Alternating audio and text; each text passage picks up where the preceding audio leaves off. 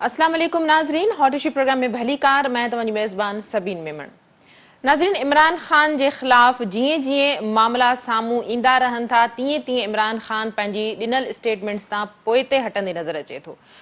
मुख़्तसिरनि जे करे ॻाल्हि कजे त इमरान ख़ान इन ॻाल्हि तां पोइ ते हटी वियो आहे त फौरी चूंडूं करायूं वञनि। इमरान ख़ान जी स्टेटमेंट त इलेक्शन भले 10 महीननि खां पोइ करायूं वञनि, हू इंतज़ारु कंदा पर कामयाबी बहरहाल उन्हनि खे मिलंदी। इमरान ख़ान जी ॿी स्टेटमेंट आर्मी चीफ जे मामले ते असां पोइ ते हटी चुका आहियूं, ॾिसूं ऐं इंतज़ारु करण वारी पॉलिसी असां अपनाए छॾी आहे। Imran Khan G T statement अमरीकी साज़िश जे हवाले सां उहा ॻाल्हि पुराणी थी वई।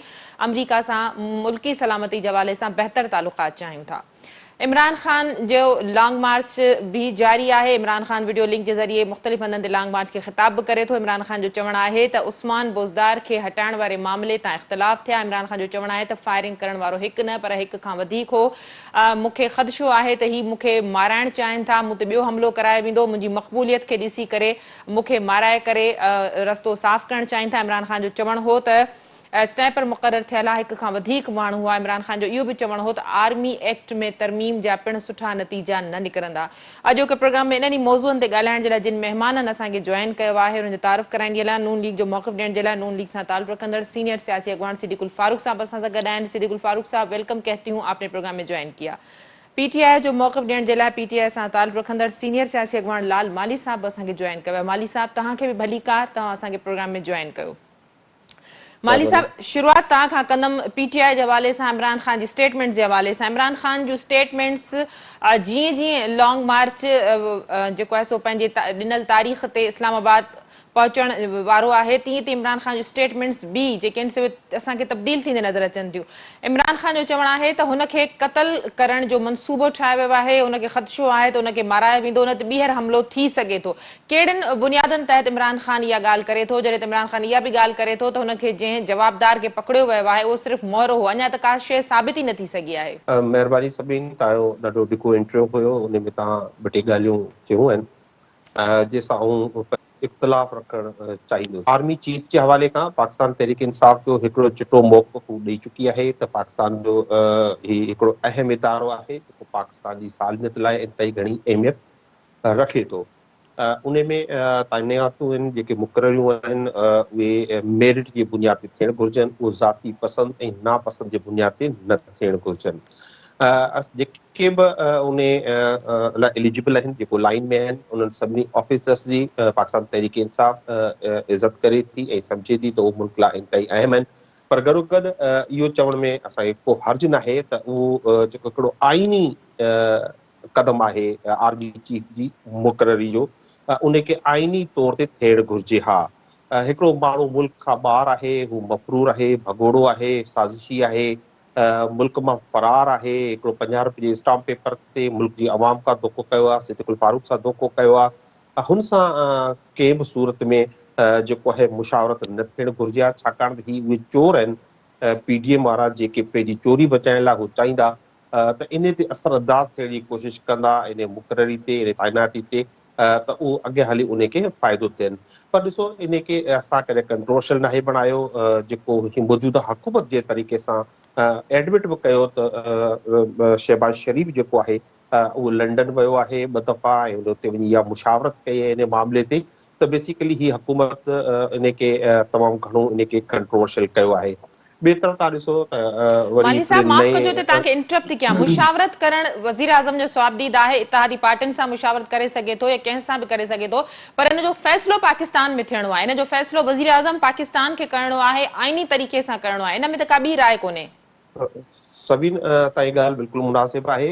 जेकॾहिं के मफ़रूर, के चोर, के ॾुहारी, के मुजरिम, के इश्तिहारी सां जेकॾहिं मशवरो जाइज़ आहे त पाकिस्तान जूं जेलूं भरियूं पियूं आहिनि, चोर जाम वेठा आहिनि, नंढा चोर बि वेठा आहिनि, वॾा चोर बि हूंदा, त उन्हनि खां मशवरो थियणु घुरिजे लंडन में वञी ऐं पाकिस्तान जा फ़ैसिला मुल्क खां। इहा ई त इमरान ख़ान ॻाल्हि थो करे त असांखे हक़ीक़ी आज़ादी घुरिजे, असांजा फ़ैसिला असांजे मुल्क में थियणु घुरिजनि, जेके नथा थियनि उहे ॿाहिरि थियनि था। ऐं हाणे ॾिसो, पाकिस्तान जी फ़ौज जेको आहे हिकिड़ो अहम इदारो आहे, इहो वाहिद इदारो आहे जेको मुल्की सालमियत लाइ जेको आहे उहो इंतई अहम आहे। उनखे इन्हनि कंट्रोवर्शियल ठाहिण लाइ आर्मी एक्ट में ही तब्दीलियूं आणणु चाहिनि था, जंहिं तहत ही प्राइम मिनिस्टर खे ॾियणु चाहिनि था इख्तियार त हू कंहिंखे बि जेको एक्सटेंशन ॾेई सघे सदर जी मंज़ूरी खां बग़ैर। अहिड़े तरीक़े सां इहो हींअर ज़ाती मुफ़ादत लाइ अहिड़े क़िस्म जूं तरमीमूं कराए सघनि था, पर अॻियां हली इहो हिकिड़े इदारे लाइ इंतहाई ख़तरनाक साबित थींदो। ॿी ॻाल्हि तव्हां इलेक्शन जे हवाले सां कई आहे, असांजो उहो ई मौक़ुफ़ आहे। असीं लॉन्ग मार्च करण जो ई असांजो मक़सदु हिकिड़ो ई आहे त असीं हक़ीक़ी आज़ादी चाहियूं था ऐं उन जो पहिरियों मरहलो इलेक्शन आहे ऐं उहो इलेक्शन्स कराइण लाइ ई असीं रावलपिंडी में या इस्लामाबाद में ईंदड़ हफ़्ते में धरणो हणण जी सोचे रहिया आहियूं। त उन मुतालबे खां जेको असांजो गुज़िरियल 6 महीननि खां करे रहिया आहियूं उन खां हटण जो सवाल ई पैदा नथो थिए। अमरीकी धमकी वारो ख़त ॾिसो, उन खां पोइ इमरान ख़ान खे इंटरव्यूज़ ॾिना आहिनि। हिकिड़ो पाकिस्तान जो मीडिया इमरान ख़ान जे जेके इंटरनेशनल मीडिया खे ॾिनल जेके मौक़ुफ़ आहे उनखे टोड़े मरोड़े पेश करे थो। असांजो हिकिड़ो ई मौक़ुफ़ आहे त इहो हुकूमत जेका आई आहे उहो साज़िश जे ज़रिए आई आहे ऐं उहो साज़िश जेका आहे उन में वाज़ह तौर ते असां चयो आहे त उन में डोनाल्ड लू धमकी ॾिनी, उन नेशनल सिक्योरिटी कमेटी उन ते मीटिंग कई, उनखे उन एक्नॉलेज कयो आहे। कल्ह हिकिड़ो हिना रबानी खर साहिबा पंहिंजो इंटरव्यू ॾिनो आहे, उन में बि कामरान ख़ान खे उन में बि असां ॻाल्हि साम्हूं अची वई आहे जंहिंमें डोनाल्ड लू चयो आहे त इमरान ख़ान खे नो कॉन्फिडेंस जे ज़रिए हटायो वञे, न त उन जा तमामु ख़राब नतीजा निकिरंदा। तो उन खां साइफ़र खां पोयां हटण जी का ॻाल्हि न आहे, पर इहा ॻाल्हि ज़रूरु आहे त दुनिया में हलण लाइ अॻियां वधणो आहे ऐं अॻियां वधण लाइ सभिनी मुल्कनि सां बराबरी जी बुनियाद ते पंहिंजा तालुकात क़ाइमु थियनि। हाणे जेसिताईं तव्हां FIR जी ॻाल्हि कई आहे, ॾिसो सभ खां पहिरीं त असांजो इहो शिकायत आहे ऐं बल्कि मुतालबो रहियो आहे आला अदलिया खां त पाकिस्तान तहरीक इंसाफ़, ॾिसो FIR हर शहरी जो हक़ आहे। हिकिड़े प्राइम मिनिस्टर खे, हिकिड़ो फॉर्मर प्राइम मिनिस्टर आहे, उनजी तव्हां FIR दाख़िल न करे इहो मैसेज ॾियणु चाहियो था त हिते हिकिड़ी अहिड़ी मख़लूक रहे थी जेको सुपीरियर आहे ऐं जहिड़ा फ़ैसिला करणु चाहे उहो करे सघे थी। ॾिसो इमरान ख़ान माली साहब, कहिड़े बुनियाद पंजाब में हमलो थियो, पंजाब में PTI जी हुकूमत FIR दाख़िल कराइण पंजाब पुलिस जी ज़िम्मेदारी आहे, पंजाब पुलिस खां इन जो पुछाणो थियणु घुरिजे? जी बिल्कुलु, असीं इन ॻाल्हि में तमामु वाज़ह मौक़िफ़ ॾेई चुका आहियूं त पंजाब हुकूमत जेका आहे या पंहिंजो पुलिस जेका आहे, बजाए जेको हुकूमत खे रिपोर्ट करे हू ॿिनि इदारनि खे इंटरटी हैरी खे रिपोर्ट करे रहियो आहे ऐं हू जेको आहे हुकूमत जा अहकामात उन्हनि न वरिता। हाणे तव्हां हिकिड़ी ॿी ॻाल्हि कई आहे त इमरान ख़ान कहिड़ी बुनियादनि ते चए थो त मूं ते ॿीहर हमले जो ख़तरो आहे।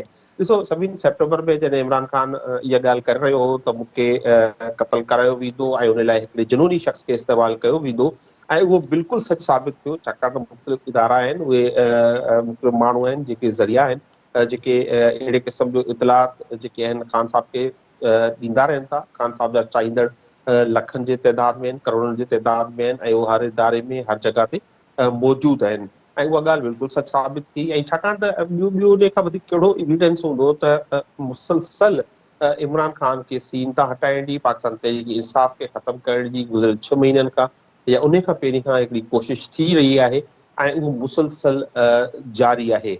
ऐं उन सिलसिले में उन्हनि सम्झे थो त हुनखे ओरा करण लाइ हुनखे जेको ही हुकुमरान जमायत आहे, PGM आहे, जेके हींअर मोहरा बणियल आहिनि, हिकिड़ी बैनुल अक़वामी साज़िश आहे, हू सभु चाहिनि था त कंहिं तरीक़े खे इमरान ख़ान खां रस्ते खां हटाइजे, छाकाणि त हू हिन वक़्तु पाकिस्तान जो मक़बूल तरीन जेको है लीडर थी चुको है। ठीक, सिद्दीक गफ्फार साहब, बहुत जो है लंबा तज्जिया जो माली साहब ने किया, बहुत सारी बातों का उन्हें जवाब दे दिया। मुझे बताएं कि अगर खान साहब ने यह खदशा जाहिर किया है उन्होंने कि भाई उन पर दोबारा हमला कराया जा सकता है, उनकी मकबूलियत से जो है वो लोग खौफजदा हैं और उनको मारने की दोबारा कोशिश की जा सकती है, तो अगर ये मार्च इस्लामाबाद पहुंचता है, खान साहब ज्वाइन करते तो फिर सिक्योरिटी की जिम्मेदारी आफ्टर ऑल वफाकी हुकूमत की होती है? बिस्मिल्लाहिर्रहमानिर्रहीम। बहुत शुक्रिया सबीन मेमन बेटा। मैंने लाल माली साहब की सारी बातें सुनी हैं और चूँकि ये आम और मारूफ बातें हैं तो इतनी सिंधी मेरी समझ में भी आती है। तो पहली बात तो ये है कि जो करोड़ों की तादाद में लोग निकलते हैं ना, अभी हम बता रहे थे, मजाक कर रहे थे, वो आज हमने दीने में और जेलम में देखे हैं करोड़ों लोग। परसों हमने देखे हैं कि खवातीन में पैसे बांटे जा रहे थे, वो जो दिहाड़ी पे लाए थे खवातीन, तो फिर कहते हैं वो जी हम तो किराया दे रहे हैं।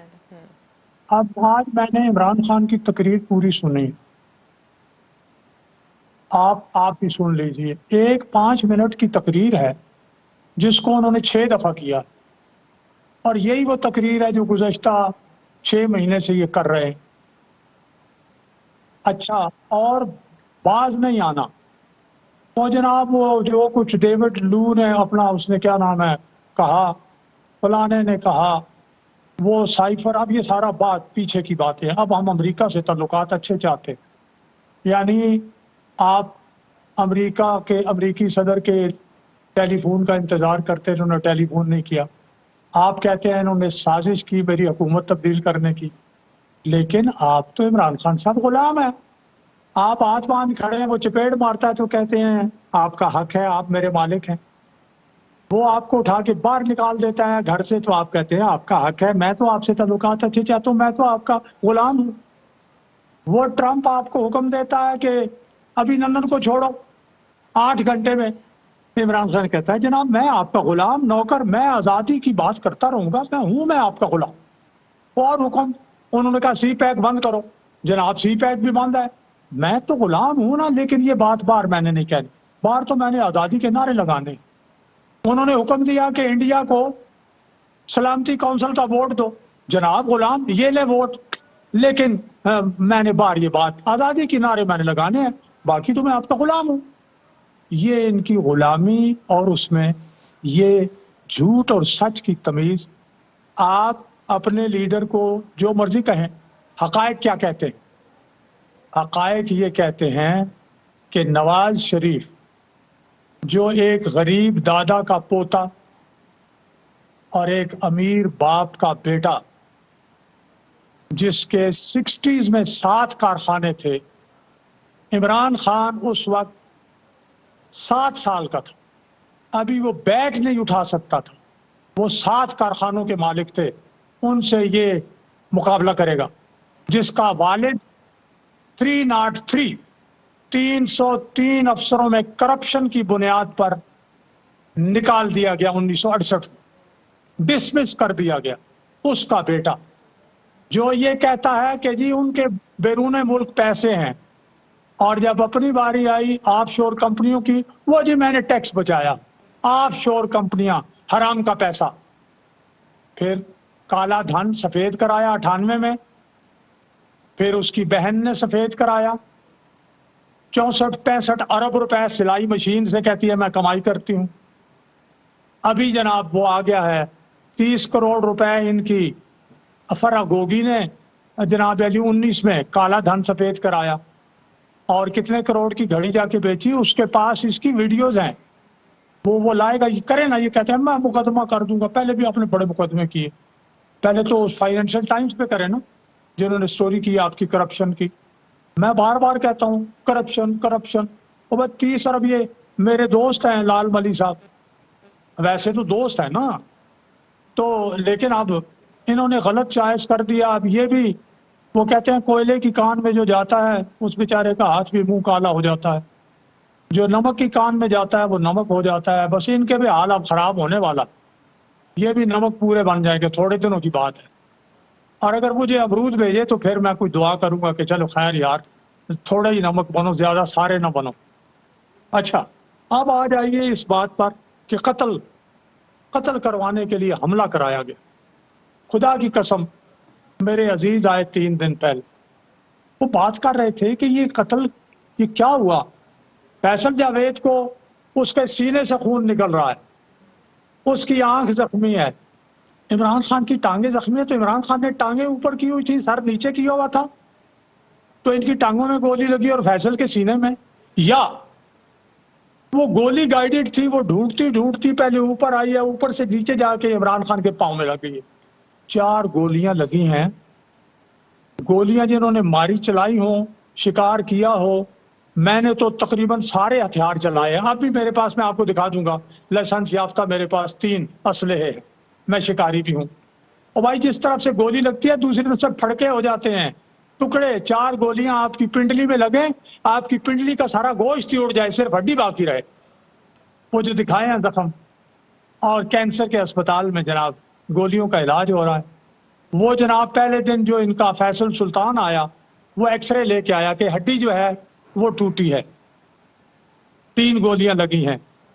اس کے بعد آگے جناب علی بورڈ کے سربراہ उन्होंने कहा नहीं हड्डी बच गई है। ये मामला इतना गैर संजीदा भी नहीं है, क्योंकि एक आदमी का मर्डर हुआ, एक बंदा कत्ल हुआ था उस हमले में, और बाकी इतनी गोलियां चली थी, तो ये कोई इतना वो वाकया नहीं है कि इसकी तहकीकात बहरहाल होनी चाहिए, और इसकी भी कि उन पर दोबारा हमला हो सकता है जिसका खदशा उन्होंने जाहिर किया है। इसीलिए वजीर आजम ने सुप्रीम कोर्ट को खत लिख दिया कि आप इंक्वायरी कमेटी मुकर्रर करें जुडिशल। इसीलिए वजीर आजम साहब ने खत लिख दिया है कि जनाब अरशद शरीफ के कत्ल का भी करें, उसकी भी अपना जुडिशल कमीशन बनाएं। हमने कर दिया है, हमने अपने ऊपर नहीं रखा। इसलिए मैं ये अर्ज कर रहा हूं कि इस तरह के झूठ और फ्रॉड से, इस तरह के धोखेबाजी से, माँ के नाम पर अस्पताल और 2 अरब रुपए का 95 का ऑर्डर है, 27 साल हो गए आज तक हिसाब नहीं दिया। माँ के नाम के अस्पताल का 2 अरब रुपए का, और उसमें यह भी सामने आया कि पेस की कमर्शियल इमारत भी उसी से बनी चंदे से, और जनाब अली आपने अपनी बिल्डिंग्स भी और जायदादें भी बनाई, जाती खर्च भी किया, किसी एक का जवाब नहीं दिया आज तक। लेकिन बंदा ईमानदार है, क्या बात है, इमरान खान बड़ा ईमानदार। 20,000 अरब रुपए सबीन इस बंदे ने कर्जा लिया अपने 3.5 साल में। पाकिस्तान के 72 साल में 25,000 अरब कर्जा लिया, इन्होंने 3.5 साल में 20,000 अरब कर्जा ले लिया। लेकिन इन्होंने मईशत, और हमसे इन्होंने सरप्लस गंदम और चीनी ली और उसको एक्सपोर्ट किया, और कहते हैं कि जनाब बम्पर क्रॉप हुई है और 30 लाख टन गंदम बरामद करनी पड़ रही है। किस सच का, एक कौन सा झूठ है इनका? कोई एक सच तो बोले इनका लीडर। ठीक, माली साहब, सूरत यारिया वनी बीठी है जो इमरान खान एतरा यू टर्न्स वरतान मुख्तलिफ बयाननि जे हवाले सां, या इहो तासुर हिकिड़ो पैदा थियो आहे जो इमरान खान खे पंहिंजूं पटियूं खोले करे उहा सूरत हाल ॾेखारणी थी पए त वाक़ई इहो हिकिड़ो मज़ाक न, हिकिड़ो बिल्कुलु हिकिड़ो हमलो थियो हो जंहिंमें एतिरो नुक़सान थियो आहे, हिकिड़े माण्हू जी ज़िंदगी इन हमले में वञी चुकी। नून लीग जो इहो वतीरो रहियो आहे त सवाल गंदम जवाब जन सिद्दीकुल फारूक साहब क़ाबिल एहतराम आहे, पर अलाए किथां खां खईं, अलाए किथे हईं। पर ॻाल्हि इहा आहे, इमरान खान पाकिस्तान जो फॉर्मर प्राइम मिनिस्टर आहे, हुन ते हिकिड़ो कातलाणो हमलो थियो, उन जी FIR दाख़िल न थी, हुन जी मर्ज़ी जी FIR दाख़िल न थी, ऐं बजाए जो उन ते नून लीग खे शर्मिंदगी थिए ऐं को शर्म जो एहसास थिए त पाकिस्तान जे वाहिद क़ौमी लीडर जेकी पार्टी चइनी सूबनि में आहे, ही त हाणे हिकिड़े जेके रीजन जा पार्टियूं रहिजी वियूं आहिनि, पीपल्स पार्टी ऐं नून लीग न, त हाणे इहो इन बहस में आहिनि त गोलियूं 2 लॻियूं 4 लॻियूं, गोली टंग ते लॻी, गोली हॾी ते लॻी। हिननि खे शर्म अचणु घुरिजे, हिननि खे इहो सोचणु घुरिजे त पाकिस्तान जे फॉर्मर प्राइम मिनिस्टर ते हमलो थियो आहे, ऐं के बि इंसान ते हमलो थिए या जंहिंजी ज़िंदगी खसण जो जेको आहे कोशिश कई वञे, इहो इंतई हिकिड़ो शर्मनाक अमल आहे। हाणे ॻाल्हि ॾिसो, इहे ॻाल्हियूं हलंदियूं रहंदियूं, पर ही जेके हुक्मरान आहिनि, ही छा लाइ आया? हिननि चयो पिया पाकिस्तान ॿुॾे थो, पाकिस्तान तबाह थिए थो, पाकिस्तान बर्बाद थिए थो पियो, असीं पाकिस्तान खे बचाइण आया आहियूं, पाकिस्तान जी अवाम महांगाई में जेको आहे उहो जेको आहे परेशान आहे। पाकिस्तान तहरीक इंसाफ जी हुकूमत वञण खां पोइ हिननि न सिर्फ़ु महांगाई डबल करे छॾी आहे, हाणे कोई जेको पूरी दुनिया में एतिरी महांगाई न आहे, जंहिंमें टॉप क्लास में जेके अचनि था मुल्क, उनमें पाकिस्तान में महांगाई थी आहे। पर अॼोकियूं जेके ख़बरूं आहिनि इंतई ख़तरनाक आहिनि हिन मुल्क लाइ, हिन मुल्क जी अवाम लाइ। पाकिस्तान जे दिवालिया थियण जो, पाकिस्तान जे डिफॉल्ट थियण जो ख़तरो जेको आहे उहो 75% खां हाणे टिपी वियो आहे, ऐं इंतई हिकिड़ी मायूसी आहे, हिकिड़ी अनसर्टेनिटी आहे, गैर यकीनी सूरत हाल आहे, जेको कारोबारी तबको आहे त मुल्क कहिड़े पासे वञी रहियो आहे। फौरी तौर ते मुल्क खे इन्ही जेको फाइनेंशियल ईयर आहे, हिननि खे 23 खां 24 अरब डॉलर जी ज़रूरत आहे, ऐं हिननि खे किथां खां बि पैसा कोन पिया मिलनि, सवाइ हिकु 1.something डॉलर वर्ल्ड बैंक ॾे पई, जेको बि सिर्फ़ु बोर्ड सटियल आहे, ऐं हिननि खे जेको लोन पे बैक करणो आहे, जेको हिननि कर्ज़ो कयो आहे उहो वापसि ॾियणो आहे, उहो बि हिन वक़्तु मुल्क में न आहे। हिन वक़्तु सभु मुल्की जा जेके बि मुआशी इदारा आहिनि, उहे सख़्तु परेशानी खे मुंहुं ॾेई रहिया आहिनि। हाणे फाइनेंशियल टाइम जी इमरान खान जी ख़बर जी त ॻाल्हि कनि था, पर फाइनेंशियल टाइम ताज़ो ई जेको आहे शहबाज शरीफ जे ख़िलाफ़ हिकिड़ो फ़ैसिलो ॾिनो आहे, उन ते करोड़े रुपया ॾंढ हयो आहे, ऐं इहे बि ख़बरूं हुयूं त उन्हनि खे पहिरीं लंदन मां वापसि बि न वञणु पियो ॾिनो वियो, त पहिरीं उहो ॾंढ पियारे पोइ वापसि वञूं, इहे बि ख़बरूं आहिनि त मोहम्मद बिन सलमान जेको आहे इहे इन जी करप्शन साम्हूं अचण खां पोइ शहबाज शरीफ़ जी हुन पंहिंजो दौरो मुलतवी कयो आहे। ख़ैर हाणे त हू फॉरेन अफेयर्स आहिनि त उते ते हू पाण ॿुधाईंदा त छा लाइ, पर हू उनखे आणण में बिल्कुलु नाकाम थी विया। सुप्रीम कोर्ट या सुप्रीम जुडिशियल काउंसिल या सुप्रीम कोर्ट को कमीशन जोड़े बिल्कुल जोड़े, पर हाणे ज़ाहिरी ॻाल्हि आहे सुप्रीम कोर्ट को अहिड़ो इदारो नाहे जेको को इन्वेस्टिगेशन कंदो। इन्वेस्टिगेटिव जेके बि इदारा आहिनि उहे उन्हनि टे मुजरिमनि या मुलज़िमनि जे अंडर में आहिनि जिन ते इमरान ख़ान जो इल्ज़ाम आहे। जेकॾहिं मुदई बि उहो आहे ऐं जेकॾहिं सज़ा बि उनखे ई ॾियणी आहे, हिननि खे इंसाफ़ बि उनखे ई करिणो आहे, त इंसाफ़ थींदे नज़र नथो अचे। सो हिननि जो जेको टोटल ओवरऑल जेको मरहलो ही जेको PDM आहे उहो हींअर हिन वक़्तु जेको आहे पाकिस्तान जे लाइ ख़तरो बणिजी वई आहे। उन जी ख़ासि तौर ते मुआशी हालत लाइ तव्हांखे यादि हूंदो जॾहिं पाकिस्तान तहरीक इंसाफ़ जी हुकूमत हुई त पाकिस्तान 6% सां जेको आहे ग्रोथ रेट हुयो, ऐं जॾहिं की एतिरो एक्सपेक्टेड को रहियो फिगर्स आहिनि, इहे हिननि जी हुकूमत जा फिगर्स आहिनि। पेट्रोल माली साहब आर्मी एक्ट जे में तरमीम जे हवाले सां बि जेके तहफ़ुज़ात ज़ाहिर कया विया आहिनि PTI तरफ़ां इमरान ख़ान तरफ़ां, थोरो उन्हनि ते बि जेकॾहिं ॻाल्हायो। यकीनी तौर ते पाकिस्तान तहरीक इंसाफ़ सम्झे थी त पाकिस्तानी फ़ौज हिकिड़ो वाहिद इदारो आहे जेको जो वेल डिसिप्लिन्ड आहे प्लेन्ड आहे, ऐं पाकिस्तान जी सलामती उन इदारे सां तमामु घणी जेको आहे उहो लाॻापियल आहे, सलाड़ियल आहे।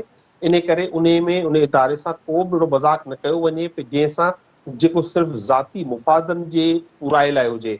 हाणे हिन वक़्तु आर्मी एक्ट में सीक्रेट नमूने सां तमामु हिकिड़े खुफ़िया अंदाज़ में उन खे डिस्कस कयो पियो वञे, उन एक्ट में तरमीम जी कोशिश कई पई वञे, ऐं उन में बेसिकली आहे छा, उन में इहो आहे त सदर जा इख्तियार ख़तमु कया पिया वञनि। उन में सिर्फ़ु हिकिड़ो जेको जी न DC ऐं SP जो नोटिफिकेशन थींदो आहे, अहिड़े नोटिफिकेशन तहत जेको आहे फ़ौज में बि ही चाहिनि था त असीं पंहिंजी मर्ज़ी ऐं पंहिंजी मंशा जा अफ़सर्स लॻाए सघूं। पाकिस्तान लाइ लॉन्ग टर्म में इंतई ख़तरनाक साबित थींदो। इन लाइ इन सेंसिटिव मामले ते हिन हुकूमत खे अहिड़ियूं ॿाराणो हरकतूं करण सां पासो करणु घुरिजे। जी सिद्दीक गफूर साहब क्या कहेंगे, और ये भी बताइएगा कि खान साहब का ये भी कहना है कि हमें बैकडोर बातें करने के लिए भी कहा जा रहा है। मैं आपसे अर्ज करूं जी, पहली बात तो ये है कि हुकूमत ने 100% तरदीद की है कि आर्मी एक्ट में कोई तरमीम नहीं की जा रही। बिल्कुल ये तरदीद कर दी है हुकूमत ने। ये इन्हीं की तरफ से फैलाया हुआ ऐसा ही झूठ है जैसा ये इनका लीडर फैलाता है। दूसरी बात जो है वो आपने क्या पूछी है? मैंने ये पूछा आपसे कि खान साहब ये भी कह रहे हैं कि हमारी बैकडोर बातें करने के लिए भी हमें कहा जा रहा है। भाई बैकडोर बातें तो इनके सदर साहब कह रहे हैं।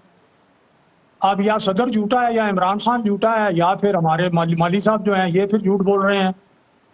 सदर मुमलिकत ने लाहौर में प्रेस को बुला के कहा कि मैंने बड़ी कोशिश की है, और अब भी मैं एस्टेब्लिशमेंट से इमरान खान के मामलात सीधे करने की कोशिश कर रहा हूँ, लेकिन जो अपना हुकूमत की पार्टियां हैं, हुकूमत है, उसके साथ मामलात नहीं ठीक हुए, मैं मायूस हो गया, वो बात नहीं बनी।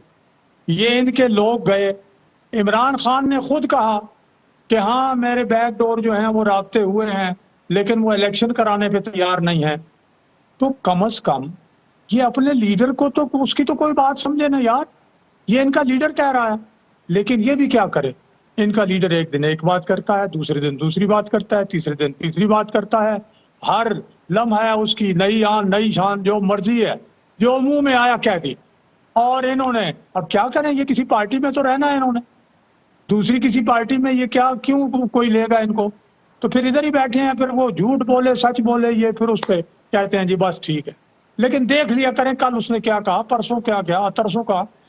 आप भी थोड़ा सा मेरी दरखास्त होगी बेटा कि जरा उनका क्लिप भी चला दिया करें। दूसरी एक बात, महंगाई महंगाई महंगाई, और 20,000 मैंने अभी बताया है कर्जा आपने लिया, 20,000 अरब रुपए। IMF के साथ मुआहदा आपने किया, CPEC आपने बंद किया, चीन की इन्वेस्टमेंट पे आपने इंक्वायरी कमेटी बिठा दी, जो कर्जे साबका हुकूमतों ने लिए उस पे आपने इंक्वायरी कमेटी बिठा दी, उन्होंने रिपोर्ट दी कि कर्जे तो ठीक इस्तेमाल हुए हैं।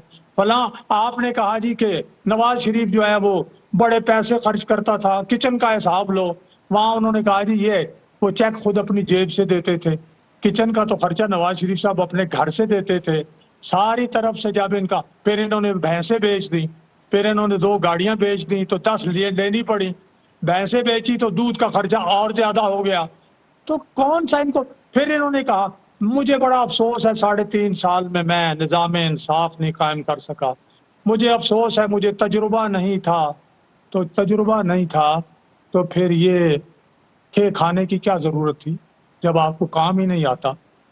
तो फिर ये कोई शौकत खाना अस्पताल है कि चंदे के पैसे आप खा जाएं?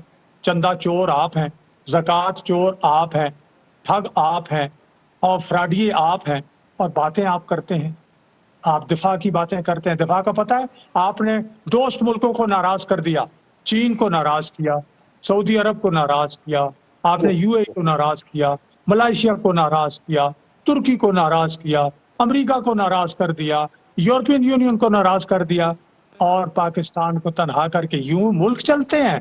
अल्हम्दुलिल्लाह अब हमने ताल्लुकात ठीक कर लिए और आगे देखेंगे। IMF के साथ जो आपने किया था, डिफॉल्ट रोज एक नई कहानी लेके आ जाते हो, और कहानी भी झूठी होती है। मैंने जितनी बातें की हैं सबीन, मैं लाल मली साहब को क्या कहूँ, इनके साथ काफी अरसे से मेरी दोस्ती है, लेकिन मैं शर्त लगाता हूँ कि मैंने जो बातें की हैं इनमें से एक बात गलत हो, ठीक, साबित करें। सिटी गफार साहब, मेरा एक आखिरी सवाल आपसे, आर्मी चीफ की मुकर्ररी वजीर आजम की सवाबदी से आईनी तरीके से मुमकिन होगी? देखिए जी, ये भी इनके सदर ने, और पाकिस्तान के भी वो सदर हैं, उन्होंने कहा है कि आर्मी चीफ की तकर्री जो है वो आइन के मुताबिक वजीर आजम का इस्तेकाक, मशवरे की कोई जरूरत नहीं, लेकिन अगर कोई कर ले मशवरा तो इसमें कोई मुज़ायका भी नहीं।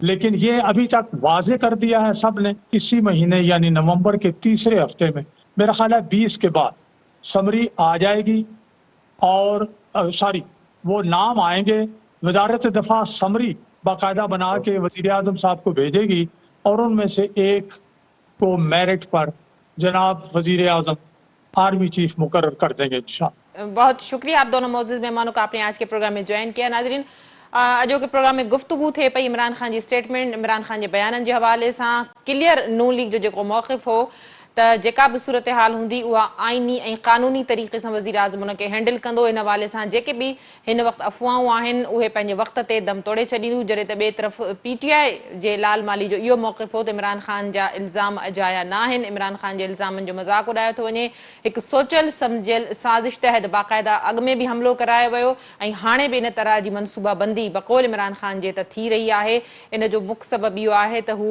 ख़ौफ़ज़दा आहिनि हुननि जी पार्टी जी मक़बूलियत खां, ऐं हुन खे माराइण जो मनसूबो जोड़ियो पियो वञे। अॼु के प्रोग्राम में एतिरो ई, ईंदड़ प्रोग्राम ते ॾींदा इजाज़त। अल्लाह वाही।